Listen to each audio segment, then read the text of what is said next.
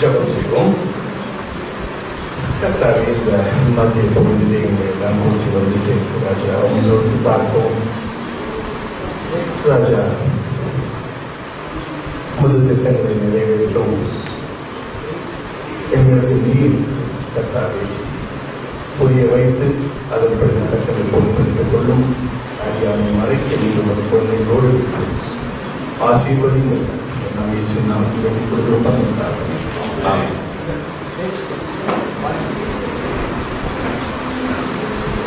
மறுபடியும் அவங்க மத்தியில் வந்ததுல எனக்கு ரொம்ப சந்தோஷம். என்னுடைய பேர் நரேந்திரநாத். அப்பா என்று அம்மா கிறிஸ்தவங்க. சின்ன வயசுல இருந்து என்ன தெய்வ கர்த்தருக்கு பயந்துதான் என்னை வளர்ச்சி எடுத்தாங்க அம்மா. அதனால பணத்தை பார்க்கும்போது கொஞ்சம் தூர தலைக்கு ஓடினேன். ஒரு முறை அந்த சாட்சியை சொல்லியிருந்தேன். ஒரு பெரிய கடற்படைக்காக ஒரு ப்ராஜெக்ட் செய்யும் பொழுது அதை செய்து முடித்தால் பல கோழிகள் நமக்கு கிடைக்கும் என்ற ஒரு நிலையில இருக்கும்போது செஞ்சு முடிக்கலன்னா சிறைச்சாலைக்கும் போக வேண்டிய ஒரு நிர்பந்தம். என்ன வாங்கின பணத்தை கவர்மெண்ட் திருப்பி கொடுக்கலன்னா, செஞ்சு முடிக்கலன்னா எக்கனாமிக் உள்ள போவாங்க. அந்த மாதிரி இருந்த ஒரு நிலையில முடிக்க முடியாமல் திணறி கொண்டிருந்த போது 1999 ஆண்டவர்கிட்ட போய், ஆண்டவரே ஒரு விஷயம் பண்ணீங்க, இந்த ப்ராஜெக்ட் எப்படியாவது முடிக்க வச்சு என்னுடைய குடும்பத்தை காப்பாற்றுங்கன்னு சொல்லி அழுதப்போ காப்பாற்றிவிட்டார். அதன் பிறகு வேதத்தை இன்னும் ஆழமாக பயபக்தியோடு படிக்கிறது. அதுக்கு முன்ன கடமைக்காக படிப்போம். அதுக்கு சத்தியத்தை தெரிஞ்சுக்கணும்ன்ற ஒரு நோக்கத்தோட அதை படிக்கும் போது எனக்கு பல கேள்விகள். அதை ஒன்று ஒன்றா கர்த்தர் சொன்னா உங்ககிட்ட பகிர்ந்து போறேன். அந்த உங்களுக்கு ஏற்றுக்கொள்வதாக இருந்தால் ஏற்றுக்கொள்ளலாம், இல்லைன்னா பரிசுத்தாவியானவர் தான் நீங்க கேட்கணும். ஏன்னா எதுவுமே வேதத்துக்கு புறம்பா நான் சொல்ல மாட்டேன். ஆனா இன்னைக்கு நம்ம யோசிக்கிற மாதிரி இல்லாம இருக்கலாம். ஆண்டவர் தான் வீடியோட ஒண்ணு. இதுல இன்னைக்கு நான் உங்ககிட்ட பகிர்ந்துலாம் வச்சுற ஒரு பகுதி என்னன்னா கிருபை, கிரேஸ். நம்ம என்ன நினைப்போம், என்னென்ன காலங்கள்லாம் வந்திருக்கு? கற்பனைகளின் காலம், அப்புறம் நியாயாதிபதிகளின் காலம், அப்படியே பழைய ஏற்பாட்டுல இருந்து வர 10 கட்டளைகள், கற்பனைகளின் காலம். அதை கீழ்படிங்க, பத்திரிகளை பண்ணணும். நியாயாதிபதிகளின் காலத்துல இன்னும் கருத்து கொஞ்சம் வெளிப்பாடு கொடுத்தார். அதுக்கப்புறம் ராஜாக்களின் காலம் வந்தது. அதுக்கப்புறம் தீர்க்கதரிசிகளின் காலம், அப்புறம் இயேசுநாதரே வந்தும் சொல்லிக் கொடுத்தார். இப்போ என்ன காலத்துல வரும்? கிருபையின் காலம். கிருபையின் காலம் என்ன நமக்கு என்ன மனதுக்குள்ள வருது? தப்பு பண்ணா மன்னிக்கிறார். பழைய ஏற்பாட்டு காலத்துல பாத்தீங்கன்னா தப்பு பண்ணோம்னா டாப்னு உள்ள பாத்துருக்கீங்களா? ராஜா வந்து தீர்க்கதரிசி ஒர்க்க நான் பண்ண போறேன்னு உள்ள போனா இம்மீடியட்டா குடிச்சிருவோம். அதுக்கு அப்பப்ப பட்டு அடி. இப்போ அடி இல்லை, கொஞ்சம் தாமதிக்குது, ஸ்லோவா இருக்கு, கம்மியா இருக்கு. ஒரு வருஷம் அடி இல்லாத மாதிரி தெரியுது. அதனால நம்ம என்ன சொல்றத கிருபையின் கர்த்தர் எப்படி இருக்கார்? நம்மளோட அன்பா இருக்கிறார், அணைத்துக் கொள்வார், கஷ்டப்படாதீங்க, பாவெல்லாம் திட்டு ஒரி பண்ணாதீங்க. எத்தனையோ சபைகளுக்கு ஒருத்தர் கை கொடுங்க, நேசிக்கிறா அன்பா இருக்கிற மட்டும் சொல்லுங்க, பாவத்தை பற்றி சொல்லிடாதீங்க, அப்புறம் வரமாட்டோம். கர்த்தர் ஏற்றும் இன்றும். அப்ப எப்படிங்க அந்த காலத்துல அடிக்காம இந்த காலத்துல அடிக்கிற? ரொம்ப குழப்பங்கள். அதை குறித்து தான் உங்ககிட்ட நான் பகிர்ந்துக்கலாம் இருக்கேன். ஏன்னா நமக்கு புரியறதுக்கு கொஞ்சம் சமயம் ஆயிடும். ஒரு முறை ஹகாய்க்கு செய்தி கொடுக்க வேண்டும் என்று பில் அந்த பஸ் ஸ்டாண்ட் போய் இறங்கு, அங்கிருந்து ஆட்டோ பிடிக்கணும். பஸ் ஸ்டாண்ட் இறங்கின இடத்துல கற்பக விலாசம் ஒன்று இருக்கு. அங்கே போனவங்களுக்கு தெரிஞ்சது கற்பா விலாசம் நல்ல ரவா தோசை கொடுத்தான். எங்கேயுமே மெட்ராஸோட சாப்பிட அந்த மாதிரி நல்ல ரவா தோசை சாப்பிட்டு கையை கழுவ போனேன். ஒரு நல்ல வாசனை எழுதியிருந்தேன். ஒன்றும் புரியாத போது வாழ்க்கை தொடங்குகிறது, ஓரளவு புரியும் போது முடிந்து விடுகிறது. அருமையான வாசனை. ஒண்ணுமே புரியாதப்ப வாழ்க்கை தொடங்குது. ஒரு புரியல. அப்பா சொல்றாட்டே கோயில் போட்டா கலப்பு திருமணமா இருந்தா எங்க அப்பா கூப்பிட்ட கோயிலுக்கு. அம்மா சொல்றாங்க அங்கெல்லாம் கற்றுக்காம ஒண்ணு புரியாது. இது கரெக்டா அது கரெக்டா. திடீர்னு யாராவது வந்து அப்பா ஏசு மாதிரி ஏசுக்கோ பிஸ்கெட் கொடுப்பாரு, செக் பண்ணுவாங்க, அங்க ஓடுவாங்க. ஒண்ணு கிடைக்கல இங்க ஓடுவாங்க. ஒண்ணுமே புரியாத போது தொடங்குகிறது, ஓரளவு முடியும் போது வயசு. அதனால நமக்கு கொடுத்த இந்த குறுகிய காலத்துக்குள்ளே நம்ம என்ன பண்ணணும்? புரிஞ்சுக்கணும். ஆண்டவர் என்றும் மாறாதவர். பின்ன ஏன் அப்படி எல்லாம் மாறுற மாதிரி இருக்குன்றது நம்ம புரிஞ்சுக்கணும்னா, நம்ம ஃபர்ஸ்ட் நமக்கு எங்கெல்லாம் வேதத்தில் இடர்கள் இருக்கிறது அதை பார்த்துட்டு ஃபர்ஸ்ட் பார்த்தீங்கன்னா, பழைய ஏற்பாட்டு காலத்துல எல்லாரும் என்ன சொல்லுவாங்கன்னா, இதாவானவர் இப்படி இருந்தாரு, கோபம் உள்ள ரொம்ப கோபப்படுறவரா இருந்தார். ஆனா இன்னைக்கு இயேசுநாதர் எப்படி அனுபவப்படுத்திருக்க? ரொம்ப அன்பா இருப்பார். மாறுவாரா? ஆண்டவர் மாறுவாரா? வரமாட்டார். நம்ம என்ன பார்ப்போம்னா, புலம்பல் 3:22-23 படிக்க, இன்னும் ஒருத்தனை யோனா 4:2 படிக்க.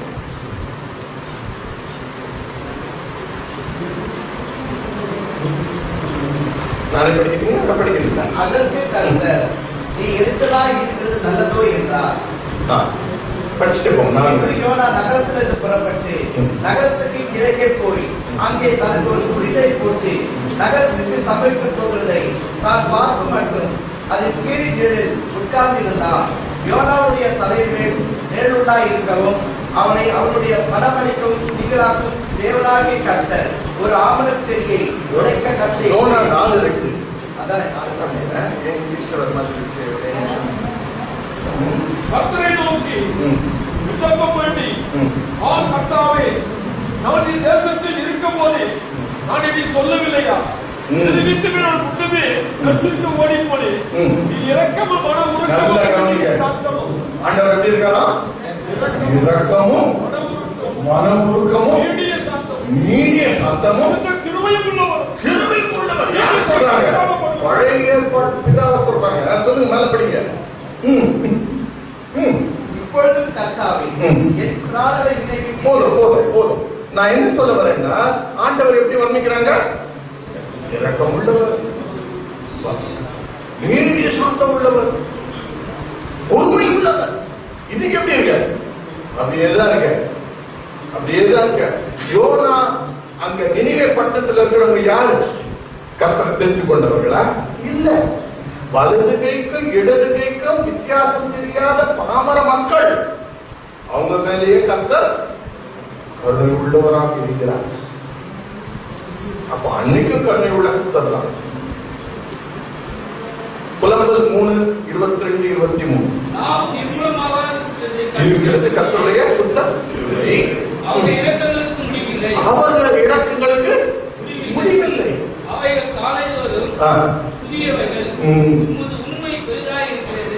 இதுல என்ன சொல்ற கர்த்தரை பத்தி? அப்பா இறக்கத்தில் ஐஸ்வர்யம் பாதி சொல்றேன். ஆனா நம்ம என்ன சொல்றோம்? கோமல். இன்னைக்கு இருக்கிற கர்த்தர் நினைக்கிறது.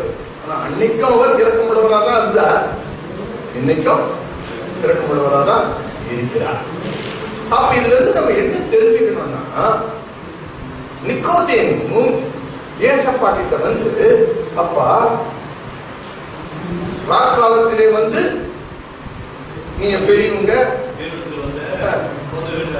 அறிந்திருக்கிறோம். ஐஸ் இதெல்லாம் ஐஸ் மேல ஒருவனும் செய்ய மாட்டான். இதெல்லாம் என்னது? மேல ஐஸ். பெரிய டவுட். என்ன டவுட்? லூக்கா 18 என்ன செஞ்சா சொல்றது போதும். அதான் டவுட். இது கேட்கறதுக்கு தான் வரதுக்கு இன்னும் கொஞ்சம் முகஸ்துதி பண்ணணுமா வேண்டாமா? நம்ம வீட்டு டவுட் கேட்கணும் சார், நீங்க பெரிய ஆள் சார், பெரிய பாஸ்டர் சார், சொல்லுங்க சார், இந்த சொல்லுங்க சார் உள்ள இருக்க ஆண்டவருக்கு தெரியும். பதினெட்டு என்ன சொல்றாரு? அப்பொழுது தலைவன் அவரை நோக்கி, நல்ல போதகரே, நித்திய ஜீவனை சுதந்திரித்துக் கொள்வதற்கு நான் என்ன செய்ய வேண்டும் என்று கேட்டான். அந்த காலத்துல இருந்து இந்த காலம் வரைக்கும் எல்லாருக்கும் இருக்கிற ஒரே கேள்வி இதுதான். நான் நித்திய ஜீவனை சுதந்திரித்துக் கொள்வதற்கு நான் என்ன செய்ய பார்த்துங்க. ஆண்டவருக்கு பழைய ஏற்பாட்டு காலத்துல விவரம் தெரியாத காலத்துல நீ செஞ்சா சொர்க்கத்துக்கு வரலான்னு புரிஞ்சுங்க. ஒரு குழந்தைக்கு விவரமே தெரியலன்னா அது ஒண்ணும் சொல்ல முடியாது. அதுக்கு இப்ப இதெல்லாம் நீ செஞ்சீங்கன்னா வரலாம். ஆனா இன்னைக்கு நம்ம எல்லாம் விவரம் தெரிந்த குழந்தைகள். இப்ப நான் உங்களுக்கு இன்னொரு இதெல்லாம் உதாரணத்து மூலமா தான் நம்மளால கத்துக்க முடியும். அதனாலதான் கர்த்தர் ஓமைகள் மூலமா சொன்னார்.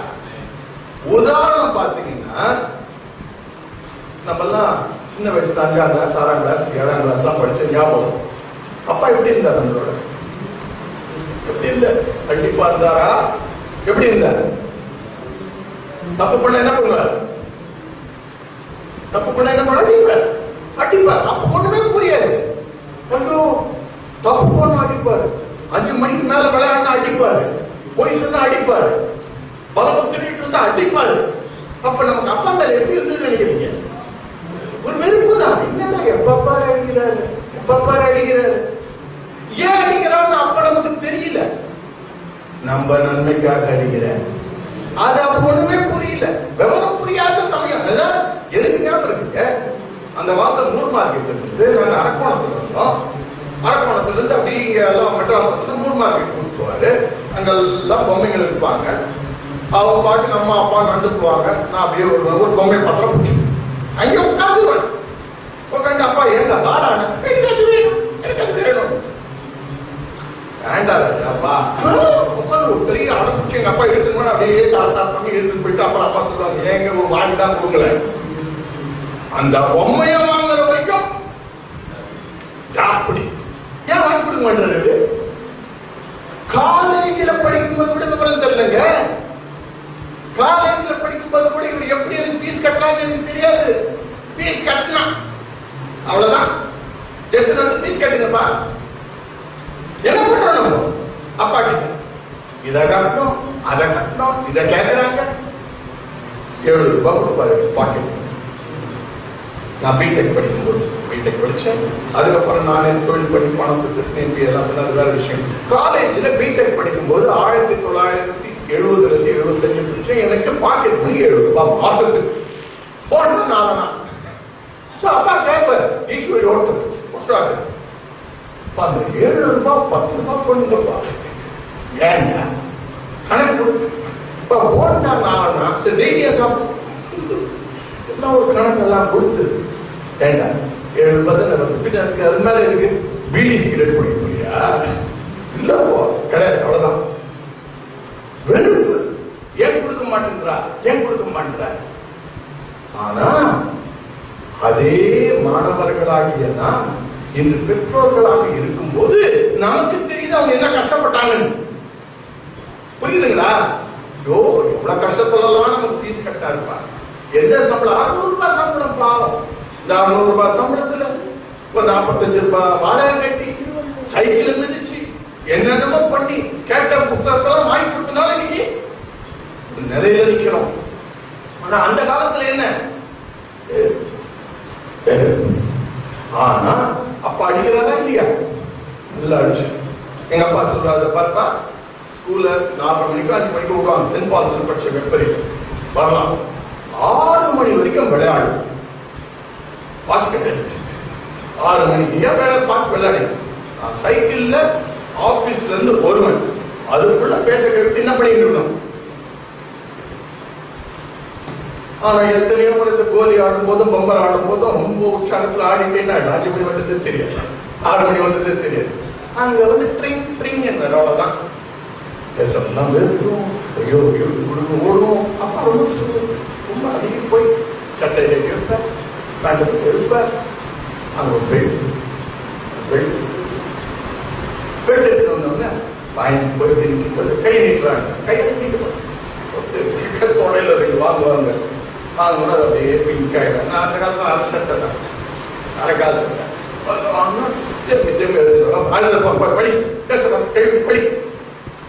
கொடுமை உள்ள நினைப்போம். ஆனா இன்னைக்கு நம்ம நல்லா இருக்கணும்னா எதுக்கு இங்க காரணம்? அவர் அப்படி இருந்ததுனால தானே.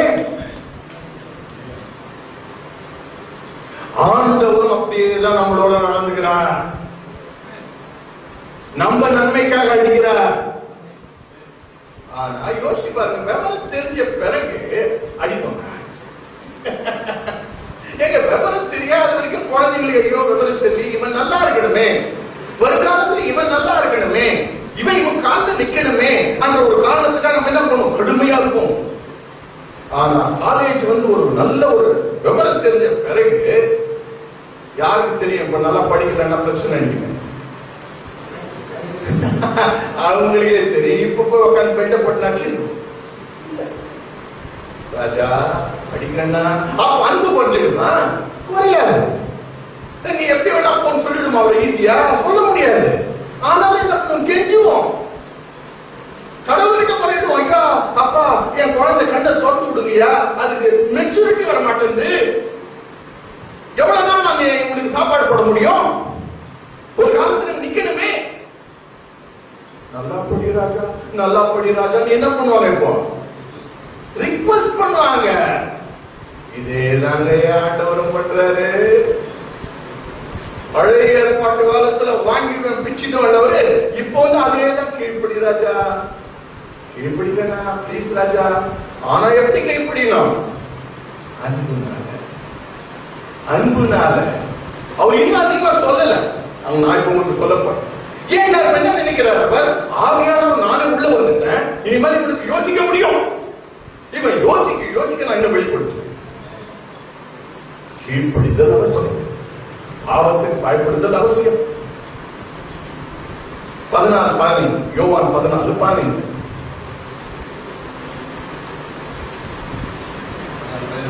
15 நீங்கள் என்னிடத்தில் அன்பாய் இருந்தால் என் கற்பனைகளை கை கொள்ளுங்கள். இப்ப என்ன சொல்றாரப்பா? கற்பனைகளை கை கொள்றதுக்கு நான் அடிக்க போறதில்லை, உதைக்க போறதில்லை. அன்பா இருந்தா செய் ராஜா, செஞ்சின்னா உனக்கு நல்லது. அதில் சொல்லல கை கொள்ளுங்கள். ஆனா கொண்டது எதனால கொள்ளணும்? என் மேல இருக்கிற அன்புதான். இப்ப என்ன வேணா பண்ணலாம் சார் சொன்னா என்ன அர்த்தம்? நாமள பதிலையா நீங்க சொல்றத சொல்லுங்க. எங்களுக்கு அதெல்லாம் கீழ்படிஞ்சா கொஞ்சம் கஷ்டமா இருக்கு. கீழ்படியிலன்னா நல்ல பேர் பிடிக்கலாம், நல்ல ஆட்டம் போடலாம். 21வது வசனத்துல என்ன சொல்றாரு?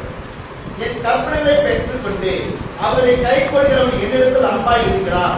என்னிடத்தில் அன்பாய் இருக்கிறவன் என் பிதாவுக்கு அன்பாய் இருப்பான். நானும் அவனுக்கு அன்பாய் இருந்து அவனுக்கு என்னை வெளிப்படுத்துவேன் என்றார். நல்லா கவனிங்க, கண்டிஷனை பாருங்க. நீங்க என்கிட்ட அன்பா இருந்தீங்கன்னா கீழ்படிங்க.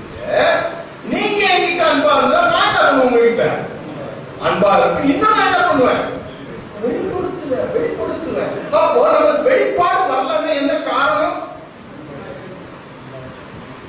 ஏன்? கிருபை. கண்டுக்க மாட்டா. காலேஜ் பையன் போட்டு முத்திக்கிட்டா இருப்பாரு. முத்திக்கினாரு. 23வது வருஷம் இயேசு அவனுக்கு பிரதித்திரமாக, ஒருவன் என் அன்பாய் இருந்தால் அவன் என் வசனத்தை கை கொள்ளுவான். அவனில் என் பிதா அன்பாய் இருப்பார். நாங்கள் அவனிடத்தில் வந்து அவனோட வாசம் பண்ணுவோம். அப்ப எப்ப வாசம் பண்ணுவா? நம்ம அவரோட அன்பா இருந்தா. அப்ப நம்ம அவரோட அன்பா இருந்தா நம்ம என்ன செய்வோம்? கீழ்படிவோம். அப்ப நம்ம கீழ்படியலன்னா என்ன அர்த்தம்? அன்பா இல்லை. நம்ம அன்பா இல்லைன்னா என்ன நடக்கும்? அவர் வந்து நம்மளோட ரொம்ப சிம்பிள். ஆனா இதெல்லாம் நமக்கு கேட்க விருப்பம் இல்லை. ஏன்னா நான் தப்பு பண்ணாலும் கழிவு இல்லையே. அவர் அன்பா இருக்கிறார். ஒரு 4 பாசங்க சொன்ன உடனே அவர் அன்பா இருக்காரு. ஒரு அன்பா இருக்காரு. உங்க கண்டு கூட முத்தம் கொடுத்துட்டே இருப்பாப்பா. அண்ணா உடனே நம்ம இம்மையே பார்க்கிறோம். இம்மையில அடி உள்ள பரவாயில்ல. இம்மை ஒரு நேரத்தை இம்மை பொழுது போயிடுவாங்க. நம்ம பயணிகள் ஒரு ஸ்டேஜுக்கு கொண்டு முன்னெல்லாம் காரை ஒரே இடத்துல வச்சு முடுவாங்க. கார் பண்ண ஸ்டார்டிங் இத முதல்ல அசம்பிளி லைன்ல கொண்டு வந்தது போர்ட் கார் பார்க்கணும் இல்லைங்களா? அவர் தான் அசம்பிளி லைன்ல கொண்டு வந்தார். அசம்பிளி லைன் என்ன? அது ஒரு கன்வேயர் பெல்ட்ல போட்டுட்டு அது ஒரு ஸ்டேஜா அது வரும். ஆளுங்க போக மாட்டாங்க. அது ஃபர்ஸ்ட் ஸ்டேஜ்ல டிரான்சிட் வைப்பாங்க, அடுத்த ஸ்டேஜ்ல வந்து வீல் ஓடுவாங்க, அடுத்த ஸ்டேஜ்ல வந்து மிஷின் ஓடுவாங்க. இது மாதிரி அசம்பிளி லைன்ல எடுத்து வந்தாங்க. அப்போ ப்ரொடக்ஷன் ஜாஸ்தியாச்சு. அது போல ஆண்டவர் இன்னைக்கு என்ன பண்றோம்னா அசம்பிளி லைன்ல போட்டுருக்காங்க, நமக்கு தெரியல. அசம்பிளி லைன்ல இருக்கும் நமக்கு தெரியல. அதுல முக்கியமான பகுதி இந்த பூமியில இருக்கும்போது சாதிக்க வேண்டியதுதான். அது புரியல. ஆடியும் இருக்கும். ஏன் சொல்றேன் கேட்டீங்கன்னா, ஆண்டவர் ஆதாமை உருவாக்கும் போது எதை எழுதுறார்? களிமண் எழுதுறார். அதுக்குள்ள என்னத்தை கொடுக்கிறார்? சுவாசத்தை கொடுக்கிறார். சுவாசத்தை களிமண்ணுக்குள்ள கொடுத்தவங்க களிமண் என்ன ஆயிடுச்சு? அர்த்தம் ஆயிடுச்சு. இன்னைக்கும் அதேதான் நடக்குது. நம்ம கண்ணு தெரியல. 32:8 படிங்க. யோபு.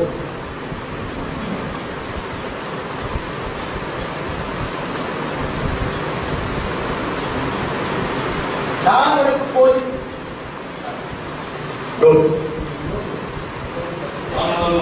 ஆனாலும் ஒரு ஆவி உண்டு, சர்வவல்லவருடைய சுவாசமே அவர்களை உணர்வுகள். மனுஷனுக்குள்ளே என்ன இருக்கா?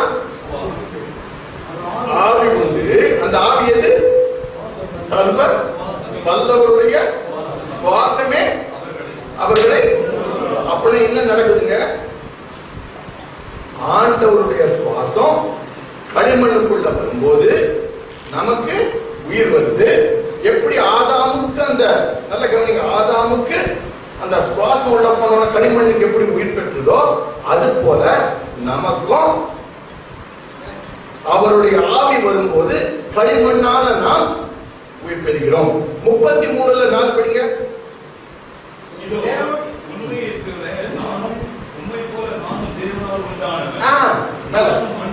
நானும் மண்ணுக்கால உருவானவங்க. யார் சொல்றாங்க? ஃப்ரெண்டு சொல்ற. நம்ம தான் எப்படி உருவாயிருக்கோம்னு நினைக்கிறீங்க? புருஷனுடைய வித்து என்ன? மண்ணுக்கு சமானம். ஸ்திரீயுடைய முட்டை என்ன? மண்ணுக்கு சமானம். இன்னைக்கு எதிராக உருவாக்கப்படுறோம். ஆனா அந்த ஆவி எங்க இருந்ததுக்கு முன்னாடி சுவாசம் எங்க இருந்தது? அப்படிதான். அப்ப நம்ம எங்க இருந்து வந்திருக்கோம்? அத போடுங்க ஆகிய பரலோக வாசிகள் அங்க இருந்து இங்க வந்திருக்கோம். காரணம் இல்லாம கர்த்தர் அனுப்ப மாட்டார். நம்ம அதை பிடிச்சுக்கணும். ஐயோ ஐயோ ஐயோ அங்க இருந்து அனுப்பியிருக்காரு, அப்ப ஏதோ ஒரு காரணம் இருக்கு. அப்ப நம்ம அந்த காரணத்தை யோசிக்கதான் என்ன பண்ணாரு? அவர் புலப்படுத்துவார். ஜக்கரியா 12:1.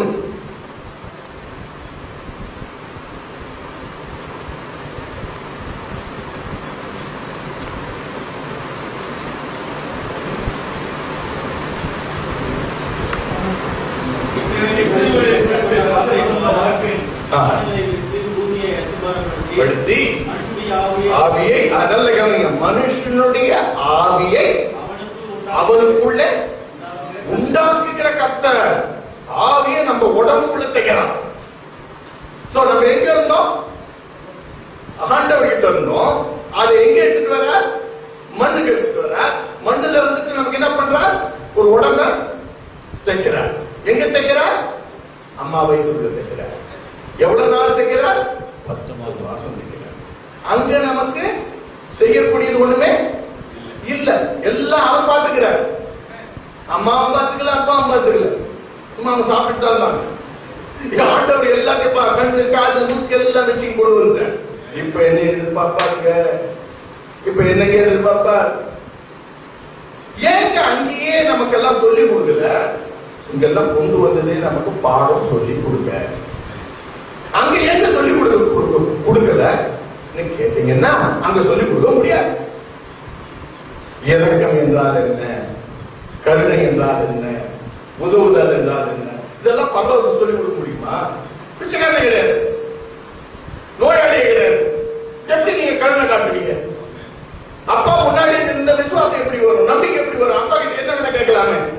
கண்ணாமூச்சி விளையாடி ஏற்றத்தாழ்வுகளை உண்டு பண்ணி உதவலானா, என்ன மாதிரி ஆவலானா? அதுக்கு என்ன தேவை?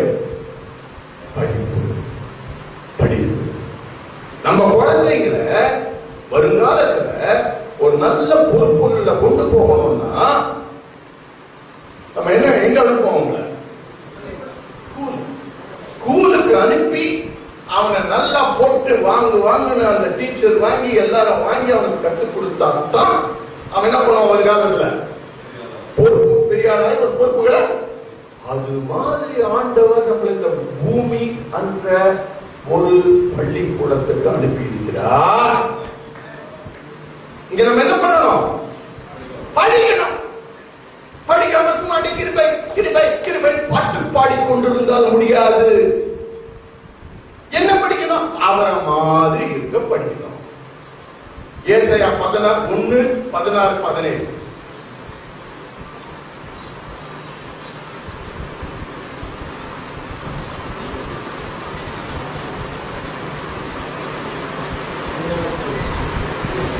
உங்களை கழுவி சுத்திகரியுங்கள், உங்கள் கிளைகளில் பொல்லாப்பை. இதெல்லாம் படிக்கிறது.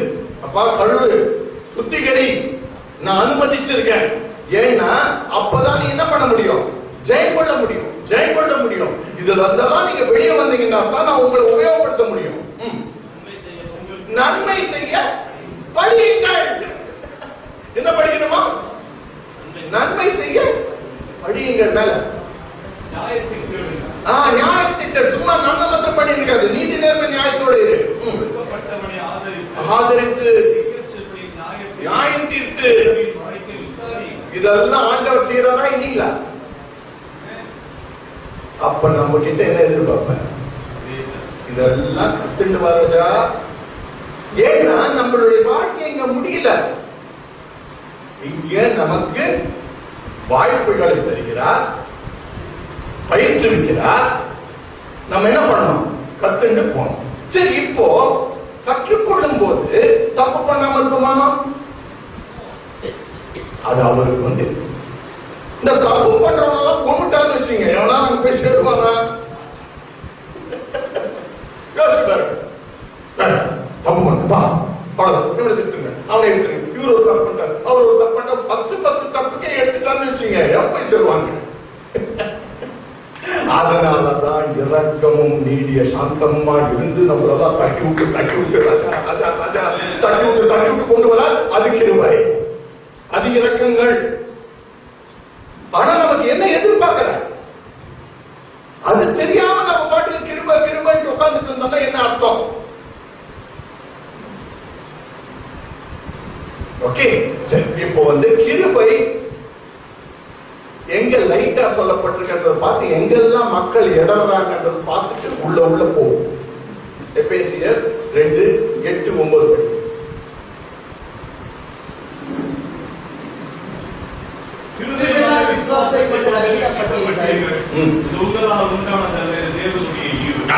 இப்ப என்ன பண்றாரு? ரட்சிக்கப்படுறத பத்தி பேசுறாரு. நல்ல கவனம். ரட்சிப்புக்குள்ள போறதுக்கு கிரியைகளால முடியாது. நல்லா ஆசைப்படுங்க. ஏன்னா கிரியினால ரட்சிப்பு கிடைச்சிருந்ததுன்னா ஆண்டவர் வர வேண்டிய அவசியமே இல்லை. அதனால அவர் வந்துட்டார். வந்தவர் என்ன பண்றாரு? நமக்கு சீட்டை வாங்கி கொடுத்துருக்காரு.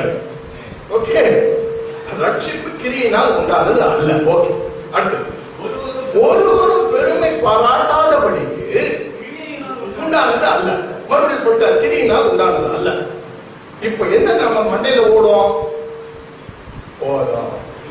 போதும் கிருபை போதும், கிரியை தேவையில்லை. கிரியை செஞ்சா அவங்க பர்ஸ். அப்ப நான் யாருக்குமே தன்னுடைய பர்ஸ் தேர்வு பிடிக்க. அப்ப என்ன பண்ணுவோம்? நம்ம கிரிய வேண்டியதில்லை. ஏதாவது பிரசங்க இங்க வந்து ஐயா கொஞ்சம் கிருபை பண்ணு, கிரியை பண்ணுன்னு பண்ண என்ன பாஸ்டர் நீங்க எல்லாம் அந்த பாஸ்டர் கிருபை நீங்க பண்ணி கிரியை இருந்தீங்க தப்பான டீச்சர்களை எங்க சொல்லாத சொல்லுவோம். அடுத்த வசனம் என்ன சொல்லுவாங்க? கிறிஸ்து இயேசுவுக்குள் அவரோடு கூட எழுப்பி என்னங்க 10 ஏனெனில் நல்ல கிரியைகளை செய்வதற்கென்றே கிறிஸ்துவுக்குள் சிருஷ்டிக்கப்பட்டு அவருடைய செய்கையாயிருக்கிறோம். நம்மளை கொண்டு வந்த காரணமே என்னவா? நல்ல கிரியை செய்யறதுக்காக கொண்டு வந்திருக்கா.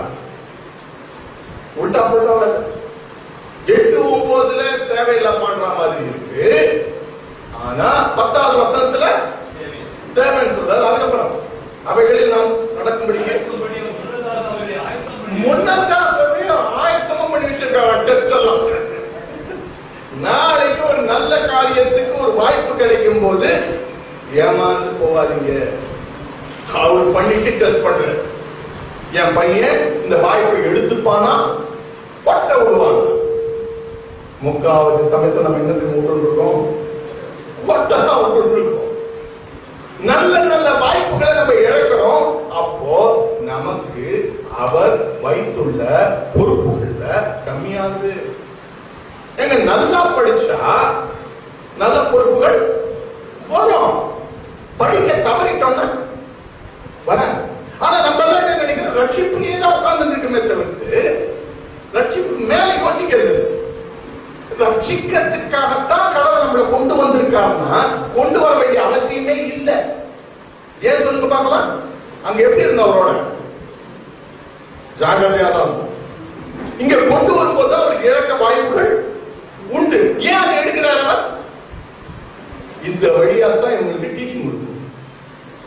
இப்ப ஒரு நல்ல புரிஞ்சுக்கொண்ட ஒரு உதாரணத்தை சொல்றேன். 3 நாளுக்கு முன்னதான் கடவுள் சொன்னாரு கிருபை ரொம்ப கஷ்டம், இதெல்லாம் புரிஞ்சுக்கிறது ரொம்ப கஷ்டம். இன்னொன்னு எதிர் புதிரமா இருக்கிறது படிச்சிருவோம். பிலிப்பியர் 3:12-13. சகோதரனை அதை பிடித்துக் கொண்டே சாரிங்க 2:12-13. நான் அடைந்த ஆகவே எனக்கு பிரியமானவர்களே, நீங்கள் எப்பொழுதும் எதுங்க 3:12 2:12 படிங்க. நல்ல கவனிங்க. அதனால எனக்கு பிரியமானவர்களே நீங்கள் எப்பொழுதும் கீழ்ப்படுகிறபடி. என்ன தேவை? கீழ்ப்படிதல் தேவை. எப்பவுமே பண்ற மாதிரி நான் தூரமா இருந்தாலும் கீழ்ப்படிக்கணும். கடவுள் சொல்ற மாதிரியே இருக்கு. பார்த்தா மாத்திரம் பண்ணாத, பார்க்கலனாலும் பண்ணு. மேல எப்படி பண்ணணுமா? நம்ம ரட்சிப்பு நிறைவேற அதிக பயத்தோடும் நடுக்கத்தோடும் உங்கள் ரட்சிப்பு நிறைவேற பிரயாசப்படுங்கள். இன்னும் பார்த்தீங்கன்னா அவ்வளவு ஈஸியா கிடைச்சிருமா ரட்சிப்பு? என்ன பண்ணணும்ன்ற பிரயாசப்படுங்க. இதேதான் லூக்கா 13 ஒரு இடத்துல சொல்லுவார். கேட்பாங்க, ரொம்ப பேர் சொல்லுவாங்க. நீ கேட்கும்போது ஆண்டவர் என்ன சொல்லுவார்? ஒரு சிலரே கண்டடைவார்கள். அகலமான பாதை உண்டு, குறுகலான பாதை உண்டு. மோட்சத்தை எதிர்ப்பு கண்டடைவாங்க ஒரு சிலரே. அதனால நீங்க என்ன பண்ணணும்? அவரும் சொல்லுவார் பிரயாசப்படுங்க. அவர் என்ன சொல்றாரு? ஓகேவா? ஆனா பிலிப்பியர்ல போயிட்டு அதுக்கு அடுத்த வசனம் படிங்க.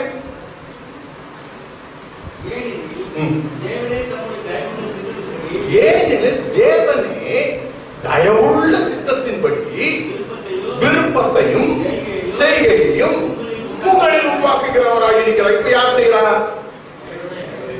ஆனா அதுக்கு முன்ன யார் செய்யணும்? அப்போ இங்கேயும் நமக்கு எதிர் புதிரமா இருக்கு. ஆனா ஏதோ ஒரு சீக்கிரம் இருக்கு.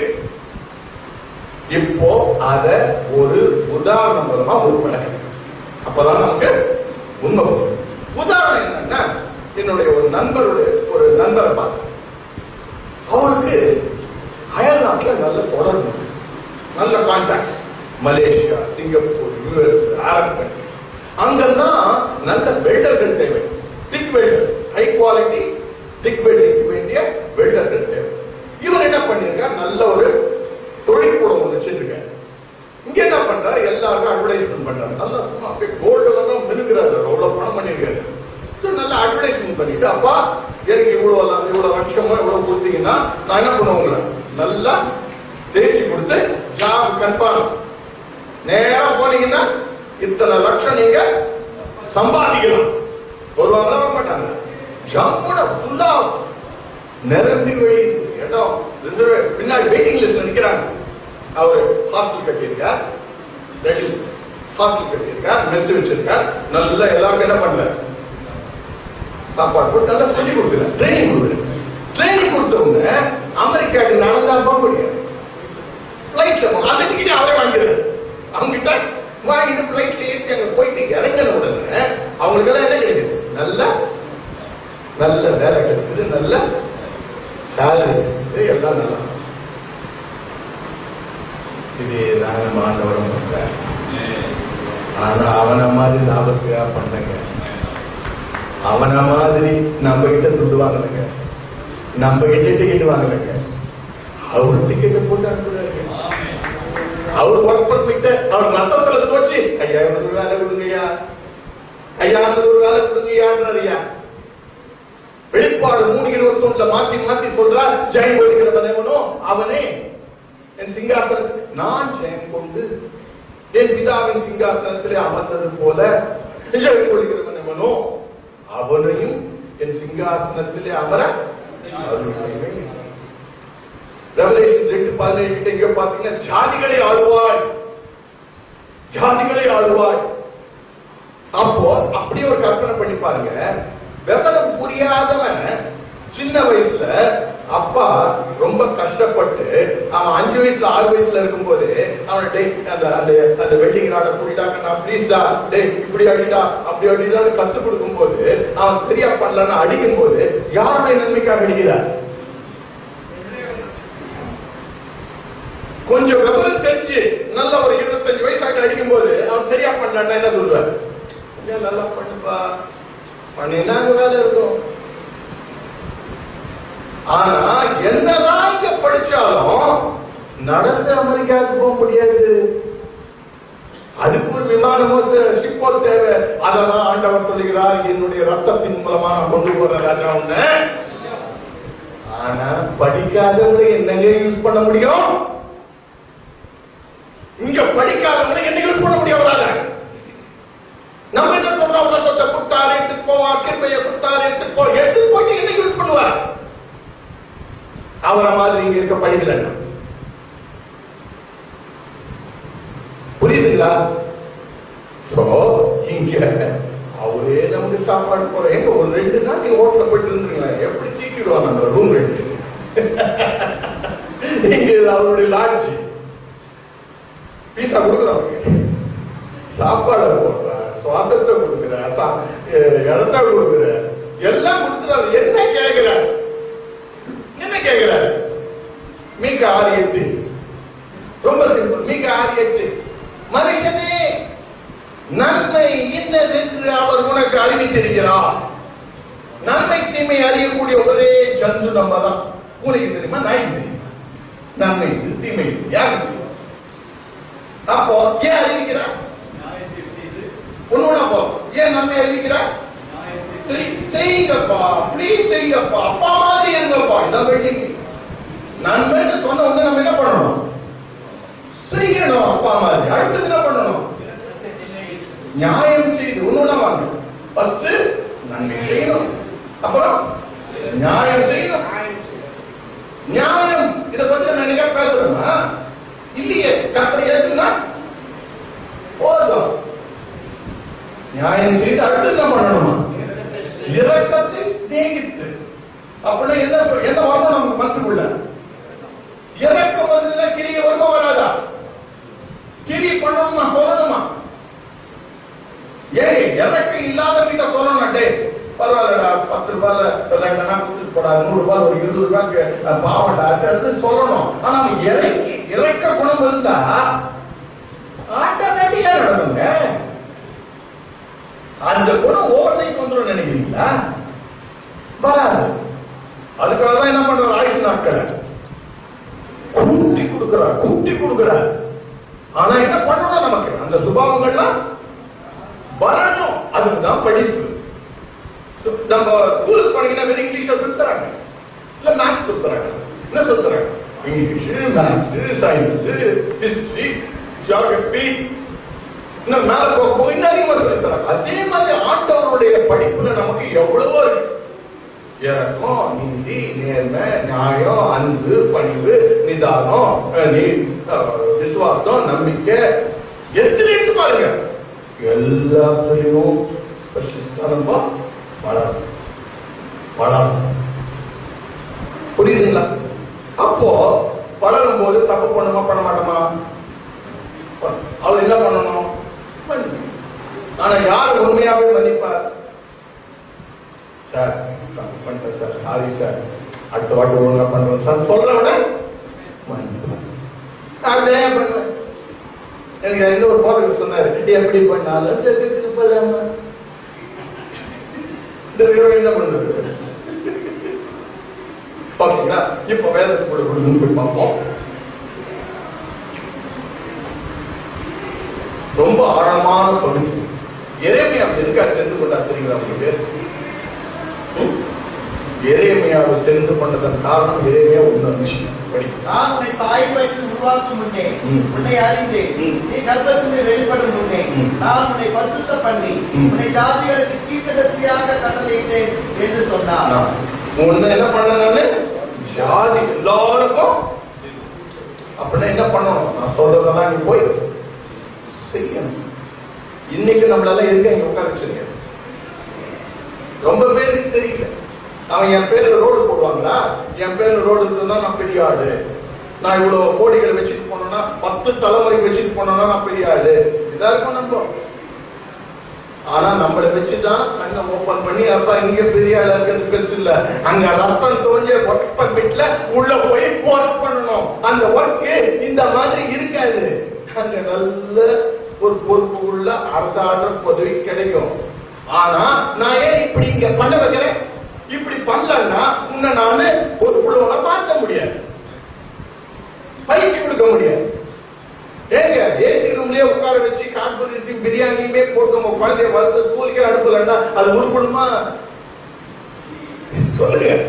அதுக்காக ஆண்டவர் நம்மளை போட்டு பிடிச்சி கிஞ்சி எல்லாம் பண்ணி எப்படி வேணாலும் வாப்பாடுவது நம்ம தோண்டு போக. ஓகேங்களா? என்ன படிச்சப்போ? ஆனா இப்ப நல்ல கவனிங்க. எரேமியா 15:16 இருந்து திருவிவிலியம் புத்தகம் யாருக்கே இருக்கா? அந்த டிரான்ஸ்லேஷன் சரி நீங்க படிங்க. 19வது வருமா நான் திருவிவிலியத்தை எழுதிட்டு வந்திருக்கேன், அது படிங்க. 15ல இருந்து 15வது அதிகாரம் 16வது வசனத்துல மெதுவா படிங்க. கடவுள் யார் சொல்றா? எரேமியா. ஐயா நம்ம என்ன பண்றோம்? ஒரு வார்த்தைகளை கிடைச்ச உடனே உட்கொள்றோம். நல்ல கவனி, எல்லாரும் கவனிக்க வேண்டிய பகுதி இது.